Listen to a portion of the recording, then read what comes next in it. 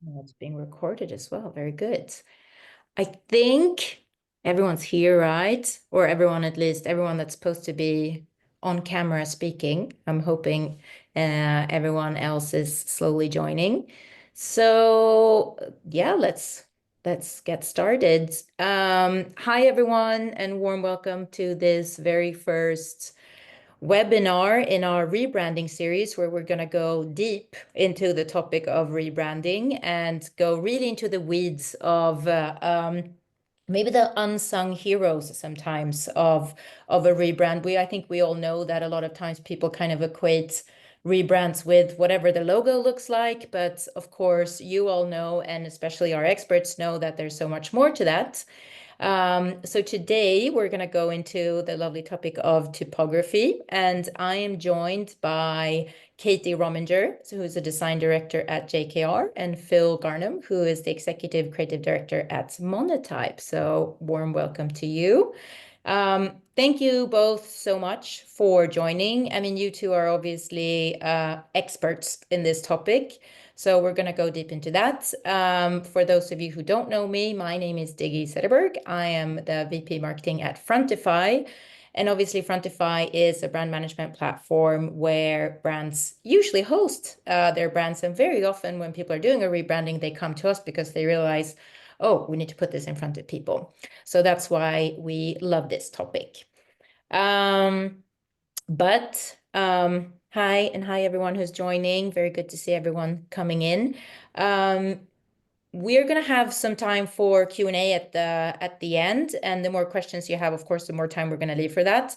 I'm hoping we can cover all questions, but feel free to leave them in the chat, and then we'll get to that at the end. So today we're going to cover many areas of typography. And I think, first of all, we also want to have kind of a bit of an outlook and see where we think typography is going in the future. And very timely, Phil, you and Monotype just released a report on kind of the future and an outlook of typography. And I just love to hear from you a little bit. Was there anything that stood out, I think, in this year's report for you? Anything that you're like, oh, this is something that you guys see is changing, or something that was surprising? Yeah, just kind of your initial thoughts on your findings in this year's report. Yeah, of course. I mean, every year at Monotype we do a type trends report, which in the past has been hugely successful. Actually, it's been people seem to really love it. We always have like a lot of people turn up to the webinar and shouting about it online, and we've been doing that. I think Charles and I have been doing that as long along with our studio team for about 5, 6 years now. And I think this year Charles and I sort of wrestled it back a little bit, and we thought we wanted to kind of pivot on where that report went and the way it kind of looked at things in the future to do with design and typography and its kind of relationship. Because curation, for me is like just putting things in buckets. It's the work you've already seen. It's the work that's already happened. It's not really moving the conversation forward in terms of design. And I know we just kind of felt like it's time to pivot. Like so, with our trends report this year, we've really changed it up. We're actually kind of pivoting from that idea of curation to actually forecasting. Because I think forecasting really asks you to kind of envision, what the future may look like, which is a lot more exciting for us as designers. We want to create new things. That's our jam. That's why we got into this in the first place.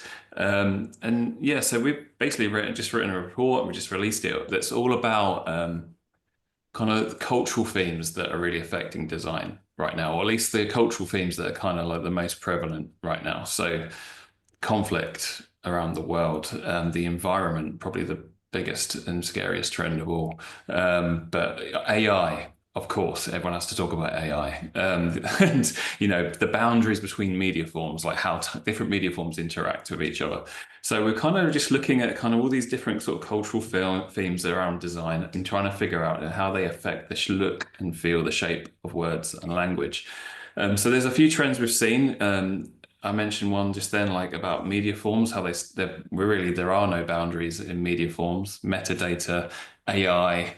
it's given us this access to all different forms of communication. Like everything can interact with a typeface, the light in your environment, the sounds outside, your movement, your gestures.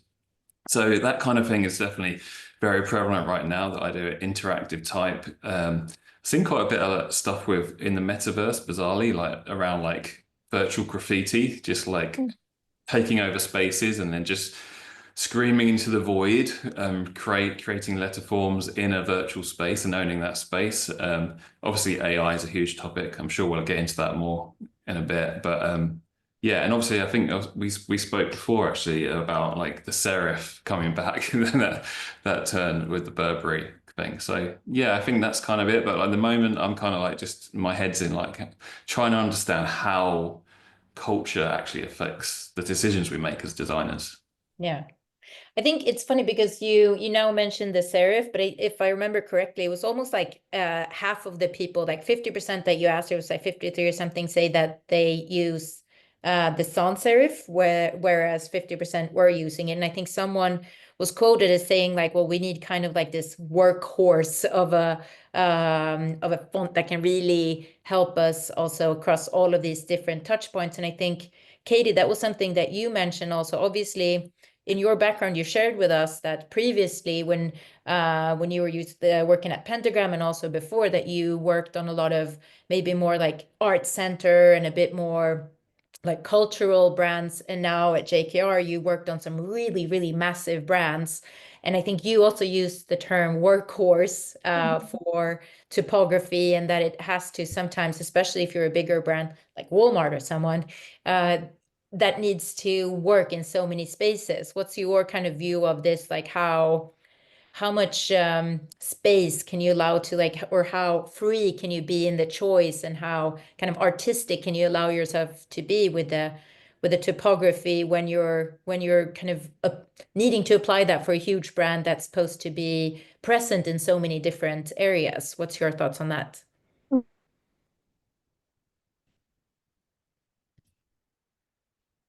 Hello, I think she's Oh, can you hear me? oh, Uh, there we Give go. up. okay. Yes. Um, We just heard a whoop. So we're kind of like, hello. Yes. yeah, Hear you now. I think it's all about balancing that creativity and functionality when choosing a typeface. And we've worked on brands that really want to up the, characterful aspect of the typeface they commission. So brands like Burger King, for example, working with Colophon on a typeface that felt juicy and delicious, or with Manischewitz on a typeface that had characteristics that were inspired by Hebrew. And those were both really packing a huge punch in terms of personality. And you see the typeface alone without the logo, and you recognize those brands. So that's, one end of the spectrum. And then the other end of the spectrum is a, typeface like Everyday Sans that we commission for Walmart. And that has to work across such a wide range of audiences, from fashion to B2B. It kind of needs to, I hesitate to say blend into the background, but you don't want to always notice it. It has to do, a much more nuanced job of communicating the brand very clearly. And it's used by, a huge number of associates who work at Walmart. And making sure it was easy to use and easy to implement was very important to us as well. Yeah. But so for you as a designer, do you find it like, is it more challenging or like also more interesting sometimes when you have those constraints, like in the instance with Walmart that you just worked on, where you're kind of forced to, like, you have a very small space to move in, like what triggers you then, and like what triggers your creativity then, or like how do you approach that when you know that it has to work in so many different contexts? We don't usually set those parameters so early on. We like to give ourselves a wide entryway, and I think we've been lucky to work, in early stages of projects, not just with Walmart, but with type boundaries like Colophon on and Studio Drama on early ideation. So we give them a very wide brief and let them kind of play with it. And then it's our job to kind of curate and distill based on what the client's needs are. So we start from usually a place of much more character and personality, and then, you know, whittle away and carve it out to what it needs to be, and test it, you know, across all sizes, and print it out and put it up in the studio. So it's definitely a long process, but it definitely doesn't start from that kind of narrow window. We try to give ourselves the room to play and explore and experiment. Yeah. I think like years ago, I was just going to say like there was this old kind of, I don't know what you say, like this old statement that was sort of said that, you know, if you notice the typeface as you're reading it, then actually it's probably not a good typeface because you're noticing it. You're supposed to be just flowing through the text and reading it. But I think actually there's a lot, what people don't recognize often is like, you know, there's a lot of ownership and um, feeling just in the proportions of the shapes alone. Like you don't have to go crazy to create something super ownable. You just have to think about the proportions, the relationships, all that stuff that actually isn't as obvious. It all adds up to making that emotive feeling that you kind of experience as a brand. Totally. And Phil, I think that's a lot of the kind of emotional response too.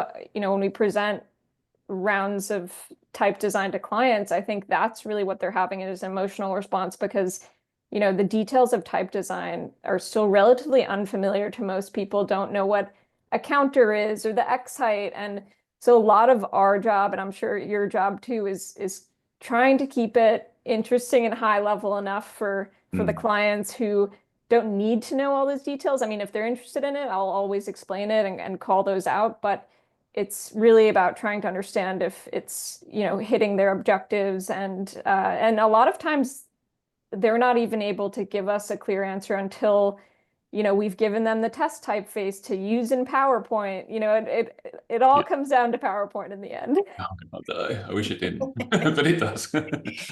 Unfortunately, I think, but I mean, for you, obviously, Phil, do you feel like in your job at Monotype, do you feel like sometimes you have to be that, I mean, like voice of reason sometimes when you work with people also to like, oh, yeah, this won't work on in PowerPoint kind of? Do you have to be that kind of? Yeah, always that I guess, but not so much on the PowerPoint side. I mean, everything technical is, you know, we can overcome anything. Like we're monotype, we can do it. It's like Yeah. we can invent the technology, and we did that actually with the Every project, the rebrand we did. For them was actually we invented a variable font that was so complex that actually it wouldn't work in Adobe or some of the Microsoft apps. So we just rewrote the open type specification. We worked with Adobe, we worked with Microsoft, and now they work because we work with them as software partners. So yeah, that project in itself just, you know, it really encourages that deeper, greater collaboration. But yeah, you have to be mindful of the usage from a design perspective for sure. Like, you know, how small is it going? Where are you, what material, what's the substrate, are you printing it on, or you know, what device, etc. I think that's becoming less of an issue now, though, which is probably why we're seeing a lot more characterful typefaces and more expressive sort of type studios as well, because those technical functional constraints are almost like we've almost overcome them a little bit. Like well, I say years ago, when I first started in the industry 20 years ago, everyone was worried about black and white hinting for like really low resolution PCs. Now no one really cares at all because you know we've overcome it. The monitors are just so Yeah. much better. So Yeah. it took over 20 years to get there, but you know, and it's not to say those constraints still don't exist on like I don't know scientific devices or like in pharma companies and machines and things like that. But you still and cars even there's a lot of HMI kind of like car interface stuff that you have to overcome as well. You know, when you're traveling at speed, you want to be able to read, type really Yeah. clearly, really legibly as quickly as you I can. mean, I guess also with like accessibility has become also a thing because in especially like that wasn't really a topic maybe 10 years ago to the same extent, and it is now. Like if you're creating you know, just on websites or whatever, that it needs to be have like live up to certain standards. But for you, I mean, going back a little bit, maybe also to the future of typography, and you mentioned, I mean, I think you can't have a webinar without talking about AI. Um, how do you think, Phil, how do you think that AI will have an impact on typography and fonts in the future? Like, what do you think will be like It already how is. will people do you see people Yeah. using it in any interesting ways right now? Um, I see lots of interesting stuff. I see lots of people claiming to be able to do interesting stuff. And then when you dig a little deeper into it, you realize actually they haven't done anything at all. So, but I think type designers in some ways have been using AI for that, that 20 years anyway. Like we've always had scripts to plug into FontLab or Glyphs or whatever, RoboFont. We've always had, scripts or plugins or all these external tools to verify and check fonts. So it feels almost like what we're doing now is just a deeper elaboration of that kind of, I don't know, almost like trying to remove the toil from the process. Like kerning for a lot of the type designers is just an absolute pain in the ass. It's just like trying to like constantly get that fitting right on every font, and it's very often the similar pairings that you have to wrestle with every time. So we're trying to kind of remove those and automate a lot of those sort of, let's call it the grunt work or the toil that you have as a type designer. But what's kind of more interesting for me is the kind of discovery side of it, and like for brands especially, like how we can sort of begin to understand the sentiment behind brand positioning. Or campaigns, if you're doing a campaign, are there tools that we can create that kind of match typefaces to the sentiment behind your campaign? Or are we pairing fonts? Can we use AI to pair fonts in a more harmonious way? So those kind of things are a bit more interesting to me. Yeah. I mean, on your side, Kate, is that something that you also incorporate like in the creation process now, and thinking of like when you explore? I mean, you kind of explained to us before how it's a pretty iterative process until almost up until when they start using it. How do you incorporate like AI in any way in that process, or just like by In the type design process, we, occasionally we'll experiment just for, internal use only. But I would say to Phil's point of, we really use it to do, what is that phrase that I want to use AI to do my laundry so that I'm free to do all the creative fun stuff. That's sort of how I think it should be used in our industry, is to, cut down on the time that Phil's team is doing the painstaking job of kerning every letter pairing. And I think we view it similarly as a bit of a shortcut tool to give us more time to do the fun stuff. Yeah. Yeah.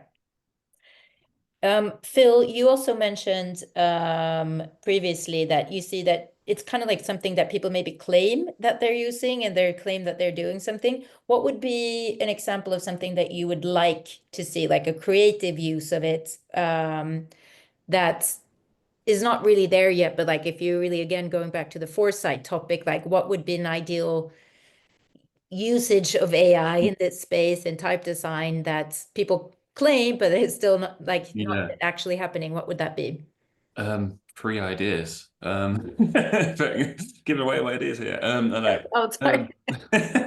No, I can do that. I think it's that's kind of why we set up Revision, because we wanted to activate on it, as you said, and we just launched actually a new application with Audio Socket, Kaleidographic, and the team at Collins, Brian and Leyland there, in South by Southwest. And this new application is called Phonic. It's an audio font pairing AI application, which enables you to go to the website. I think it's just phonic.app or something like that, .com. You go in and you essentially you ask a few questions about your project, the kind of the sentiment behind that, the feelings you're trying to communicate, and then essentially it will give you an option of like 3 different soundtracks and the typefaces that pair to the same values of those soundtracks. So it's almost like it enables you to kind of see music, hear fonts in a way, like it's this synesthesia that happens as you're kind of creating. So those kind of like different ways of discovery or different pathways into different ideas I'm interested in. Also, like we're running another activation later in this year, which is about aging and about like how our eyes deteriorate as we get older. We all have different requirements, and there are also different kind of illnesses and visual disabilities that we have to meet as designers. We're trying to draw a bit more awareness to that, and like the different approaches you can take as a designer to match those. So I think AI is going to be really, really powerful in kind of recognizing the person the design is speaking to and personalizing design a lot more. So, the typefaces can change depending on your visual disability or your age or your position or your lighting or whatever. We're trying to meet people where they're at a lot more with type, and I think AI is going to support that. That's really interesting. It kind of reminds me, because I know, Katie, at JKR, you talk a lot about like fixed and flexible assets, I think. And that's, of course, applicable to branding in a broader sense. But to what extent do you think, Katie, that like typeface or font can be more flexible? I mean, it's very interesting what you say, Phil, with this, like maybe being more personalized to a certain person's needs or perspectives. Do you think, Katie, from your perspective, would that fall under the category of something that could be a bit more flexible, but it's just something that we haven't fully explored yet? What do you think? Do you think that works, or would you kind of lose out on consistency and other things that brands generally want to maintain? Hmm. Yeah, that's a great question. And I think, when we talk about fixed and flex assets, it's yeah, about having those varying states, whether it's a logo that's able to kind of be that consistent presence and we let the color be the expressive moment or the type. I think what Phil's speaking to ties into, maybe the closest connection I'm thinking of is just accessibility in type and how that's kind of become the bar now for creating any typeface. It needs to be accessible, and that's how we set out on creating, Everyday Sans for Walmart or the custom typeface for Mozilla. I think universal design and the idea that everything we create should be experienced by everyone, maybe not equally, maybe that's an impossible ask, but as close to equal as possible. And so that has been a big push that I've seen happen, especially in the last 5 years. And I think it's only become the standard, and it will be moving forward, which is a great thing. Yeah. I think maybe then going a bit more into like your work that you do, obviously at JKR and working for all these different customers. And you mentioned now that obviously accessibility has changed the game a little bit in terms of what you can do. What are some, like, have you experienced that maybe there are more opinions or asks coming from your client side on what, the role or the job that the typeface should do? Or is that something that you still kind of creatively lead and suggest to them? Or are people becoming more aware of kind of the role and the work that a typeface does, do you think? It definitely depends on the type of client we're working with and, how, like whether they're on the design side or account side. But definitely I would say the average person is becoming more knowledgeable at fonts. I think I remember reading in Monotype's trend report, just the speaking about culture and how everyone on Instagram now gets to choose a font to overlay their story. And so it's now kind of in everyone's hands, and it always has been. We've all been able to pick our Microsoft Word fonts, but I think it is much more of a kind of common knowledge thing, and everyone has their own opinions. And I definitely think that as an agency, we have a very trusted opinion on a type design, so that clients are looking to us for our expertise and recommendation there. But for sure, clients have a perspective and a point of view. And as I said, especially as they give access to more people within, their organizations, whether it's the development teams that tell us they need a variable font for the best, most efficient use on web. So it's definitely an ongoing conversation across all the client teams. Yeah. I mean, I think that obviously that's something that we deal with on a daily basis, is like once you've actually, you've done a rebrand, or you're rolling out your new brand, and then it's kind of putting that into the hands of everyone and hoping that they will use it in the correct way, which is kind of what our platform is intended to do and help. And I think the easier it is to kind of give people that information and you know have done the legwork, I guess, ahead and speaking to the developers and everyone, the easier it will be to get everyone to use it correctly afterwards, I presume. Right. And with platforms like Frontify, or Canva, or whatever the, brand portal may be, we've had a lot of success in figuring out with the client, who actually needs access to this font. What are they making?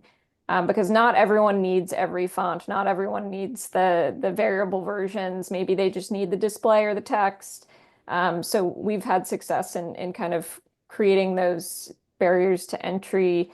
I would say they're for everyone's sake, just to, the average person doesn't want to figure out which typeface they need to use for their, No. Word doc or PowerPoint. They just want to be told which one to use. No, I think we have a bit of the opposite problem because we actually just did a bit of a rebrand, and as part of that also new typeface, and I think people get very excited, so they do want to use it, and we're kind of like we're also using our own product to try to stop people from like, no, you're not supposed to use that here. People Or get very excited, and they're templates. like, ooh, new toys, I want to use them, I want to apply them everywhere, and we're like, no. But kind of going back to like other recent, I mean, I think we touched and we mentioned a couple of famous examples, and I think it is interesting because a lot of times you don't really think of, you mentioned that earlier, Katie, you don't think about the some brands have such a recognizable kind of font or typeface that you can tell what brand it is without actually seeing the logo or any other kind of brand assets. If you would name like a few examples that you think in the past years that have like really stood out. I know, I mean, I used to work in the agency space myself, and I know that envy is a strong is a strong emotion in the agency space, that you're kind of like, you look at what other people do and you go, I wish I would have done that. Do you have any examples of work in the past couple of years where you think that that was really like they did a really good job and where it's really like standing out in a positive way? Wow, putting me on the spot. Oh, sorry. Maybe Phil, if you want to start and you can have some time to think. Yeah, all of the moment. I mean, you're allowed to mention your own work too. I'm not mentioning my own work. Both, I think, fantastic, super square, super graphic, kind of like expandable as again, like variable. So like, yeah, really, really expansive in terms of like weight and style. And I just love the kind of weird, and I guess like motion's such a big thing as well now, isn't it? It's typography is kind of the blurring together typography and motion, especially if you follow like Instagram feeds. It's like, oh my God, you can't do anything that's static anymore. If you're doing static, you're dead. You can't do it. It just doesn't work. So yeah, the Bose rebrand by Collins, really good. Love that. Obviously, there was it last week? Korean Air kind of came out with a new brand. I think that typeface was done by Dalton Marg. Kind of feel like that was potentially, the typeface is fine. The typeface is fine, but I feel like it maybe was a bit of a missed opportunity just in terms of like the retaining and playing with the heritage of that serif, that classic Korean Air serif, just because it's been around for such a long time. But yeah, no, great work as well. I think it was Siegel and Gale who did that. So yeah, I mean, I know it's Lippincott who did that. Apologies. But yeah, those two come to mind at the moment. Yeah.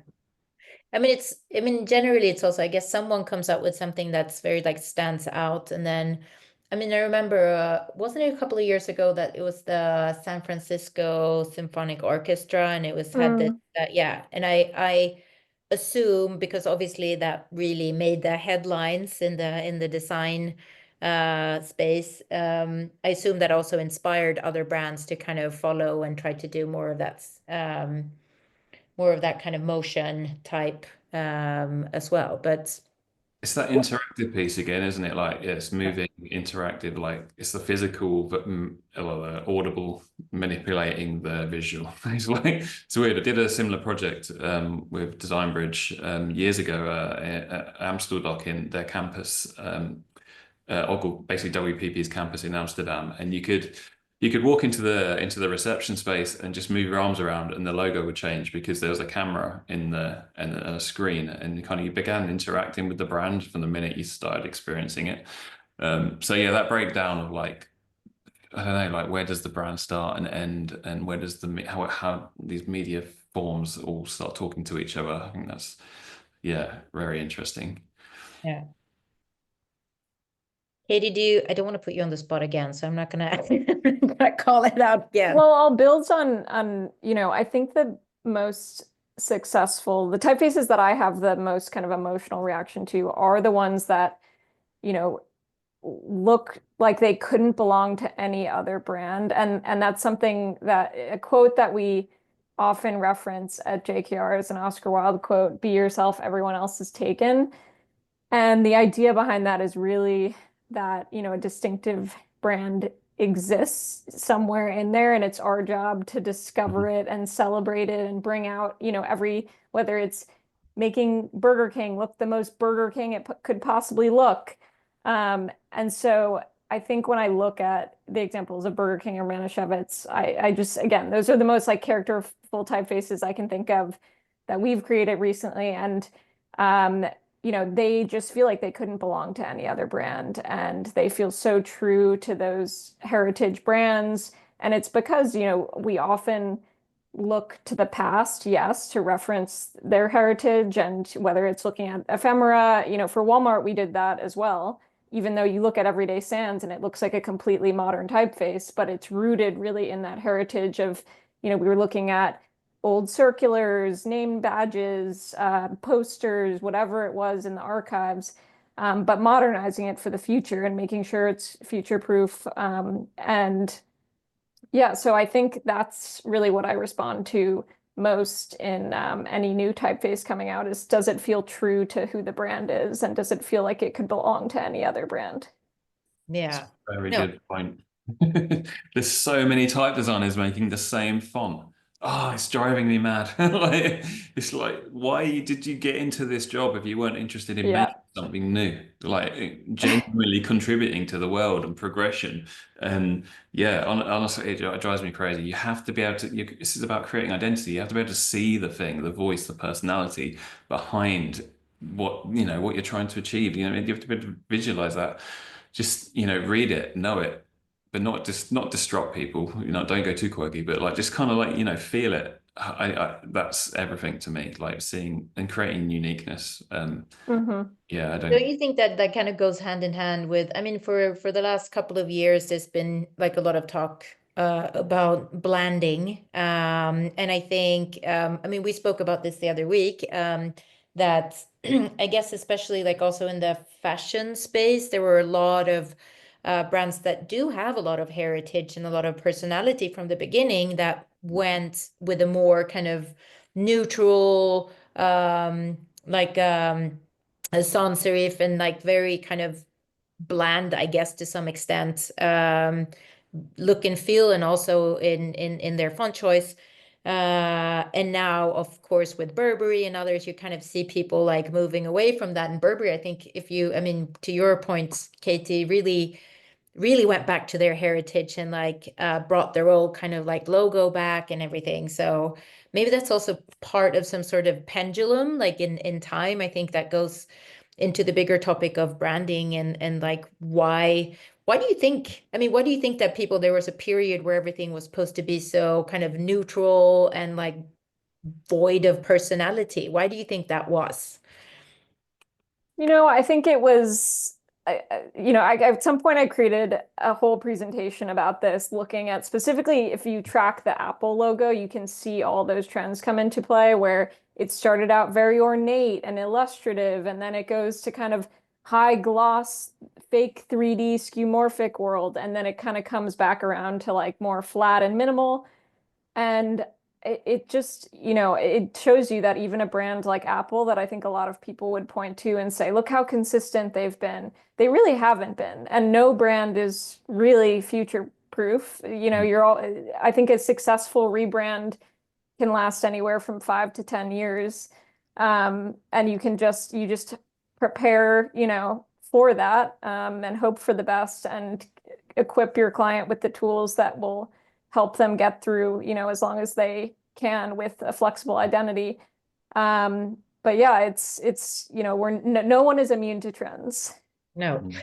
I think an old typeface in a new time will be a new typeface again. It just like keeps going round and round in circles. That's why we're still, licensing fonts that were made 100 years ago at Monotype, because and trying to open up that discovery even broader because there's so much to uncover. There's 300,000 fonts in our platform, and just go discover, go find them. They're there already. You can own them again. I think like the reason for the blanding piece is a really complicated discussion, but obviously digital lives, digital world, legibility, just the general expectation. We expect to see serifs in a book, we expect to see sans on a screen. There's all this conditioning surrounding Mhm. that. But yeah, I think like, yeah, and obviously there's different stakeholders involved in the creative conversation now in brands. Like, the developers, the IT crew were never really part of the actual creative conversation, but now they're very, very instrumental in it. So there's all this kind of different kind of insights, different perspectives coming together, and it's creating a bit of this homogeneity, I guess. Yeah. Yeah.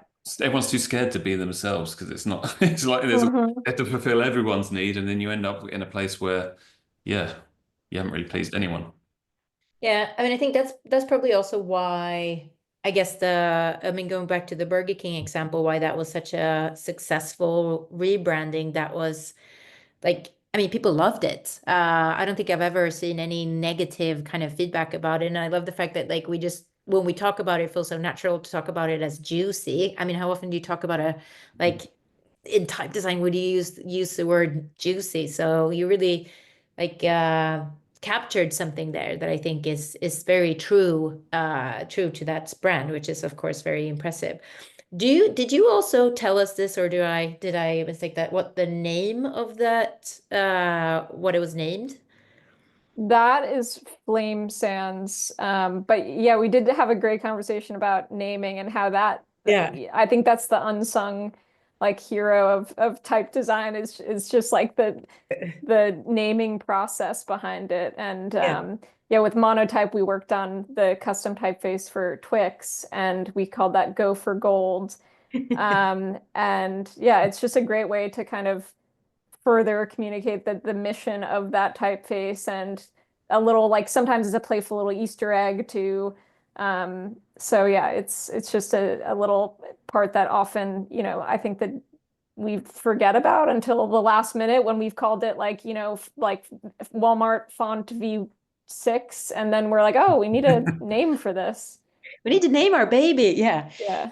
Yeah. There's But I no mean, surefire way to delay your project than just giving it to the CEO and going, give me a name. Like, you wait months for that name. It's wild. but But I mean, I do think that it's like you said, I think it's a nice way to also kind of put, just like tie everything beautifully up Hmm. with like a little ribbon to give it a good name Yeah. too, because it kind of I guess it really manifests like all the love and craft that goes into Hmm. creating type and giving it like a name, a playful name. I think is a really nice way to kind of yeah, just sum that up and also send that into the world with a name that kind of explains what it stands for, like the flame or the Mhm. go for gold. What's that what you called Twix? You said? Go for gold. Yeah. For Panera, we did a handwritten font called Starter Sans. Um, yeah, I think for Impossible, I hope I'm remembering this right, that it might be called Meat Sans, which is a playful one. Yeah. So it's always, That's the vegan meat company, right? yes. Yeah. Yeah. Yeah. Cool. Do you have any good examples of that? What are your favorites, Phil, in um, games? yeah, we've got a few. Yeah, we did Duolingo. It was Feather. I think it was just called Feather. Yeah. It's Dom the Feather of Duo, their little mascot. Marianne for Sainsbury's. Marianne is the founder of Sainsbury's supermarkets in the UK. Mm. Yeah, a homage to Marianne. What else? I think we had a flame with British Gas as well. The boiler flame. what else? Oh, Nike. We had a Valiant, I think, to launch some England football shirts, about being valiant on the pitch. So yeah, I think it's just it's a fun place to experiment font naming for Yeah, sure. for sure. Just to kind of start wrapping up before we head into the Q&A, do you have anything else that you think that like for the audience, anything happening in this space right now that you think is like this is something they need to look out for or be cautious of, or anything you want to give the audience in terms of like this is what the future of fonts and typography will look like, and any key takeaways that you think they need to be aware of? I think for me, like it's just don't be afraid to contact your local or not local typeface designer. Like just, we're humans. We like drawing letters, even if it's a logo type or a typeface. We'll have an opinion, a point of view, some advice in terms of like crafting that curve, getting the balance right, genuinely creating really great marks or typefaces. So yeah, collaborate more and trust in that creative process. I think. The humans are still going to be here. AI is going to be here, but we're going to be friends with it. That's the future. It's just how it's going to be. We're gonna let them do our dirty work and Yeah, the fun. but we're going to use our eyes still. We're not going to just trust the machine. We're going to use our eyes. I think seeing is a big thing that we don't talk about very much, but like, yeah, trusting your own eyes is very important in typeface design for sure. It's Yeah. not maths. It's not maths at all. What do you hope to see, Katie, in the next kind of coming years in this space? Anything that you hope for? Just continued investment in, the creation of custom typefaces and, the importance of those in creating a really robust brand ecosystem. And I think, it's already on the upward trajectory of clients, really seeing the value in that. But, everything that Phil said, really trusting human taste and abilities for curation, specifically around type design, I think will be really important moving forward. Thank you both so much. Thank you for taking the time, and especially you, Katie. I mean, you're based in Portland, so getting up early to join us for this call.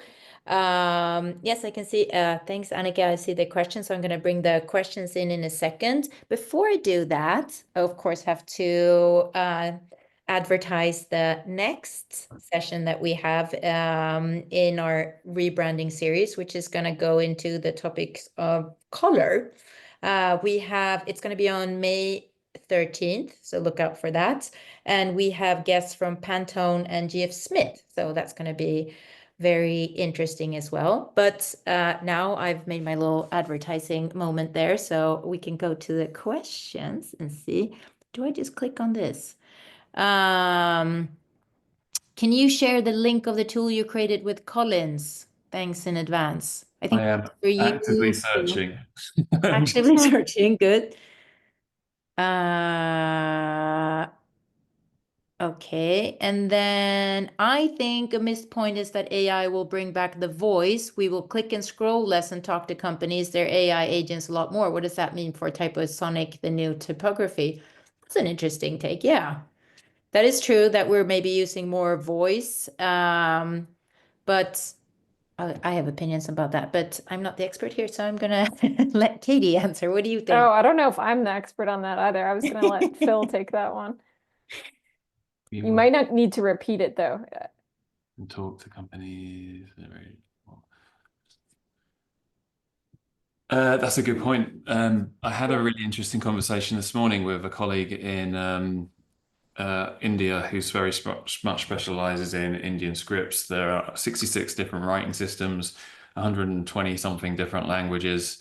And I was talking to her about like what's the divide between different regions, like at what point do you talk, or what time do you switch in typography and different writing systems? And I think she was saying a lot of the sort of younger generations are very focused on just verbal language, like it's becoming less about written form at all because it's got so complicated and muddled across the whole region. It's such a large space that actually most people just talk and let the machine figure out what that system should be. Like they don't know, even authors are writing books by just speaking into their.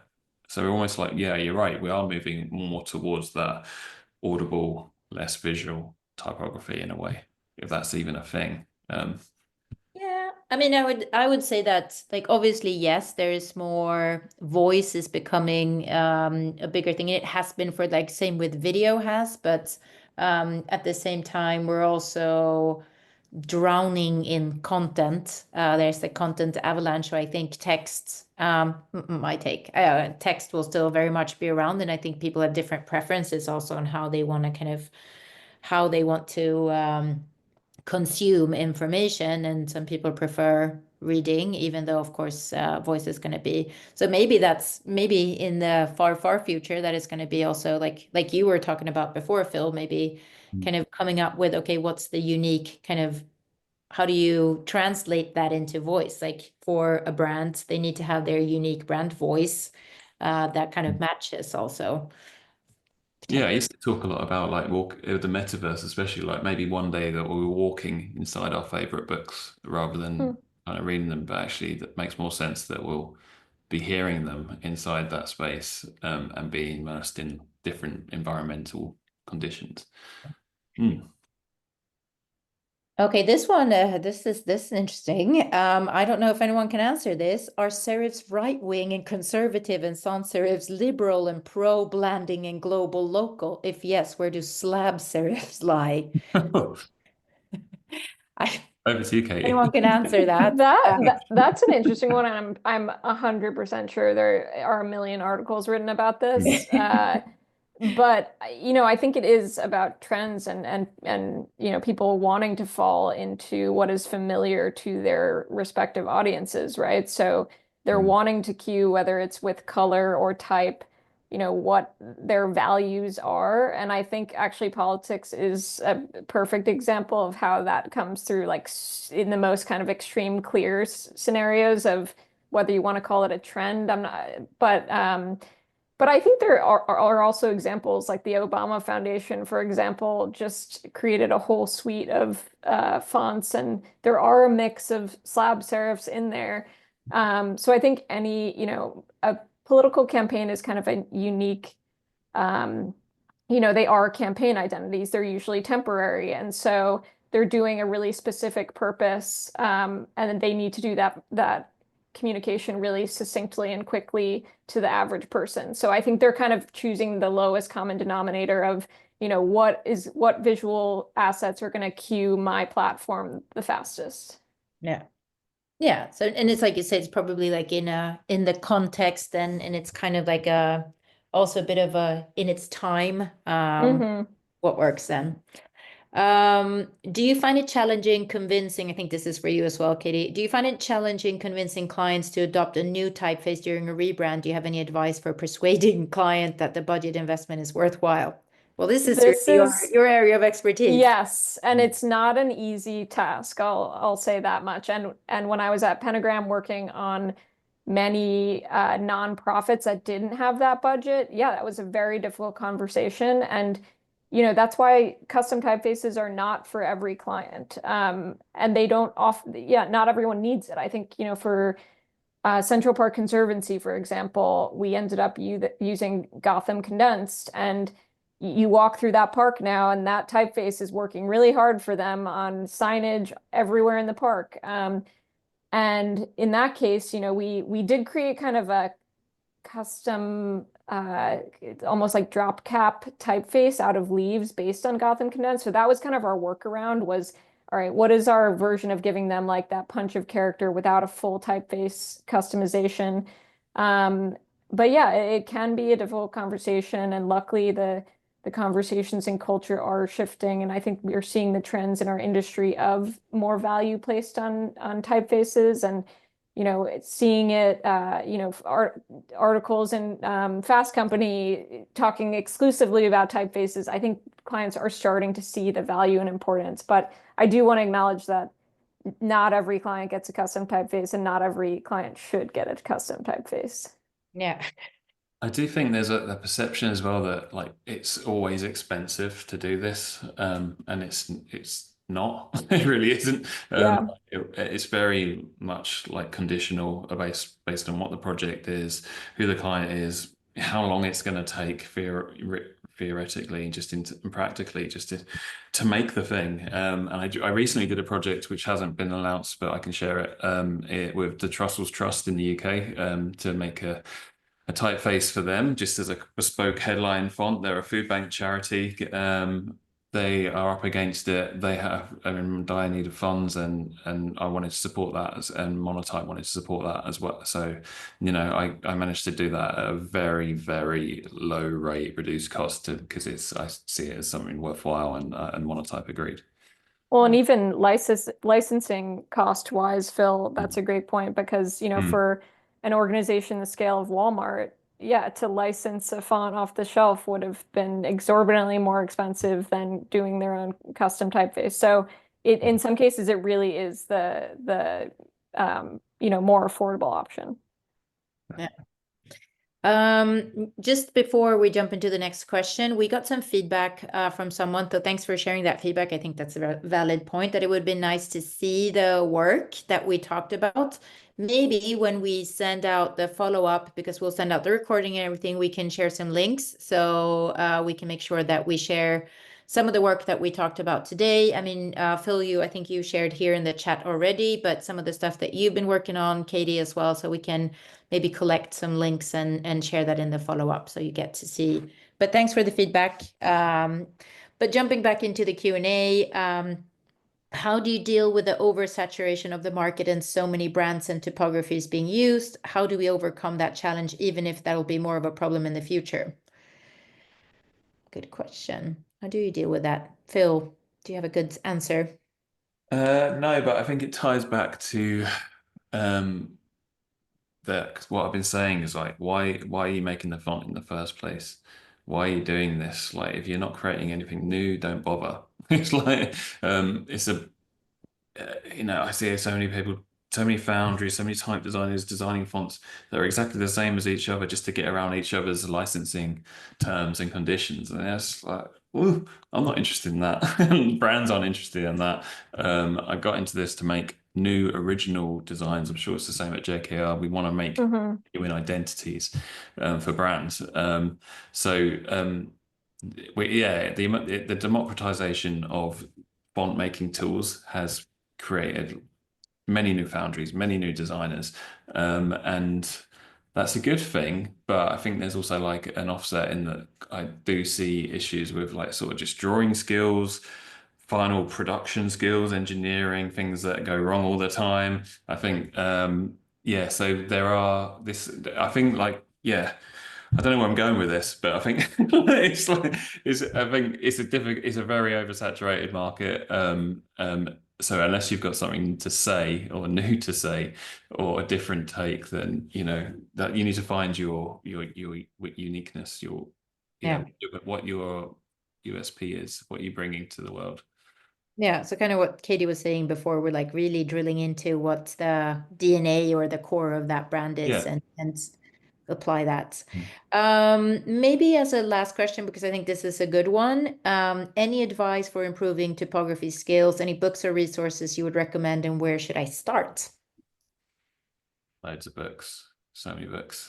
So many This books. Maybe this also goes into the follow. I'm promising so much to the follow-up that we're going to have so many links. But Katie, I mean, you're an absolute expert in this space. Where do you think, if you're someone who's starting out or wants to learn more about this, what would you advise them to do? I mean, I personally find so much inspiration going to vintage or thrift book shops and looking at, graphic design or typography books from the 60s, 70s, just looking, whether it's an ADC old awards manual. I find so much inspiration there. I think the internet can be tough sometimes because it's a lot of recycled content. The Pinterest and Arena can only take you so far in terms of kind of things you haven't seen before. So maybe perhaps old fashioned, but I do love a good old fashioned physical book. which Yeah. it looks like Phil's about It to looks like hold Phil one just up. got Read wet this. and got a book. Theory of Type Design, brilliant, by Yarralunga, the late Yarralunga. Very, very amazing designer. But also Dutch Type, also a brilliant book. Frutiger, Typefaces. Emil Ruder, Type Now, The Stroke. Walter Tracy, Letters of Credit. Detail in Typography is my favorite, somewhere around here as well. But yeah, Maybe you need to host the next session needs to be Yeah, in I your want to library. book club. Yeah, Maybe Phil's book book club with club. Phil, it sounds like. Well, yeah, I hope that answered the question for sure. But maybe, yes, it would be good. Maybe we do try to collect some links and everything so we give people a meaty follow up there. I think we have time for one last. Okay. What psychological biases do you think typography taps into that marketers, designers should be more conscious of? We did a study with a company based in Copenhagen called Neurons.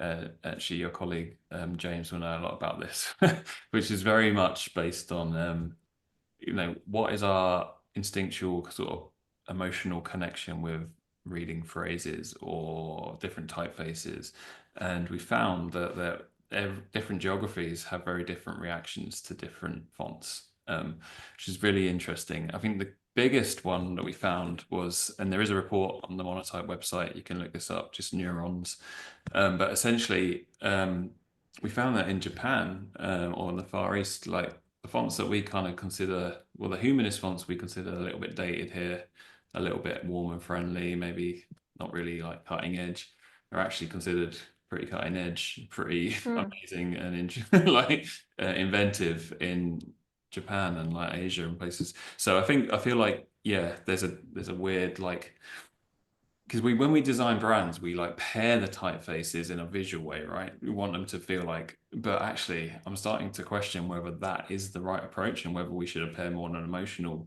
way for each geography, which could be a lot more interesting in terms of how the brand translates around the world. So yeah, more work to be done there. I kind of think, I mean, this is interesting, of course, for Katie, you work with a lot of like big global brands, and obviously a lot of times that also needs to be adapted to even different, like in different languages and in different regions. And like, I mean, some of those brands, when you're in Japan or in other countries, obviously that's a lot to, which I think is a whole nother conversation that we don't I don't think 3 minutes is going to cover that, but obviously maybe something we should have covered a bit earlier. I assume that's something that you take into consideration as well. And like, do you test that in the different markets before you launch, or how do you usually approach that?